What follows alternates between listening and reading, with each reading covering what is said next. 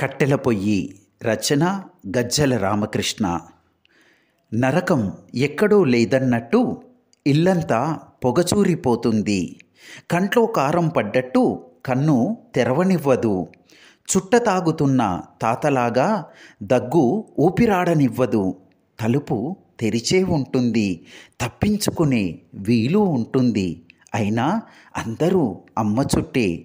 నాయనకు కొనడం చేతకాకనో, ఇప్పుడున్న గ్యాసు పొయ్యి అప్పుడు లేకనో అదేమీ పట్టనట్టు పెంకమించి దిగిన రొట్టెను దవడ పండ్ల కింద దంచుకు తింటూ అందరినీ కంచం ముందుకు రమ్మని సైగ చేస్తాడు.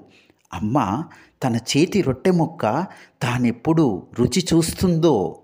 పుల్లెనక పుల్ల వేస్తూ ఏ పూట కాపూట వండి వడ్డించే యాగశాల అవుతుంది. చూపు మీద శ్వాస మీద దాడి చేసే పొగ రాక్షసితో కొట్లాడుతూ కళ్ళు తుడుచుకుంటుంటే అగ్గిదేవుడు కూడా భగ్గున మండిపోతాడు. ఒక్కతే కష్టపడుతుంటే ఐదుగురు ఆరగిస్తున్నట్టు. ఇలాంటి మంచి కవిత్వం అందించడానికే అక్షరక్షేత్రం వచ్చింది.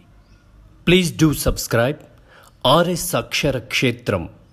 మన కవిత్వం మన ఛానల్.